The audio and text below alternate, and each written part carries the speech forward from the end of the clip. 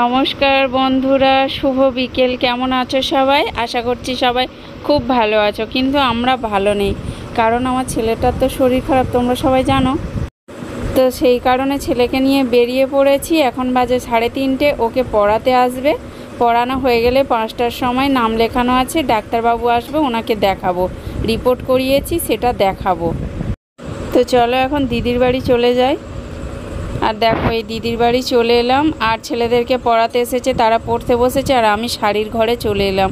একজন এখানে কাস্টমার এসেছিল শাড়ি নেওয়ার জন্য, তাকে ছাড়লাম। আর তারপরে আমি একটু শাড়ি চয়েস করছিলাম, কারণ আমার একটা মাসি শাশুড়ির মেয়ের স্বাদের অনুষ্ঠান আছে কালকেই।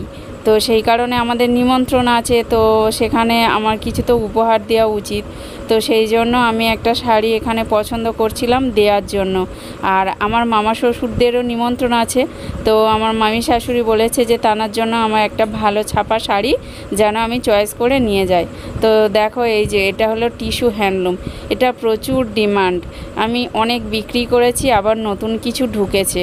তো এইটা আমি দেবো বলে পছন্দ করেছি, ওই টিস্যু হ্যান্ডলুমটা। আর এই যে এই হ্যান্ডবাটিকটা মামি শাশুড়ির জন্য আমি এটা পছন্দ করেছি। চলো এগুলো গুছিয়ে আমি এখন বাজারে যাব। দেখো, দেখতে দেখতে সন্ধেও হয়ে গেছে, ছেলের পড়াও হয়ে গেছে। ছেলেকে নিয়ে হাতে বাজারের ব্যাগ নিয়ে দুজনে বেরিয়ে পড়লাম দোকানে। এসেছি মুদিখানা কিছু বাজার নেব। বাজার শেষ হয়ে গেছে, তেল, লঙ্কা, হলুদ, মুদিখানা যা যা বাজার লাগবে সেগুলো নেব। তো আমি বরাবর এই পিসেমশাইয়ের দোকান থেকে বাজার করি, আমাদের পাড়ারই দোকান। তো সেই দোকানে চলে এসেছি, এখান থেকে বাজার নিয়ে যাব, গিয়ে তারপরে আবার রাতে রান্না বান্না করব। তো দেখো, বাজার করে আমি বাড়ি চলে এসেছি। এসে বাজারগুলো রেখে আমি এখনও আচার করিনি, আর ভাতটা বসিয়ে দিয়েছি। আর এখানে আলু কেটে প্রেসারে দিয়েছি, কারণ সোয়াবিনের তরকারি করব। তো সেই কারণে আলুটা প্রেসারে সেদ্ধ করে নেব, আর সোয়াবিনটাই এমনি আমি বাটিতে করে একটু ভাপিয়ে নেব। তো আমাদের বাড়িতে সবাই মোটামুটি সোয়াবিন খেতে পছন্দ করে। আমার ভাই তো খুবই ভালোবাসে, আমার ছেলেও ভালোবাসে, আমারও ভালো লাগে।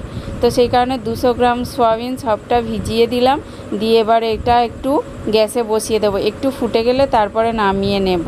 আর এখানে ম্যাগির মশলা আছে, ওটা তরকারিতে দেবো। আর দেখো, ডিম এনেছি, এগুলোকে আমি আজার করে করে রাখছি। একটু একটু করে বাজারগুলো আজার করছি, আর এদিকে রান্না জোগাড়গুলো করছি। তো দেখো, এদিকে আমার সোয়াবিনটা কীরকম ফুলে উঠেছে।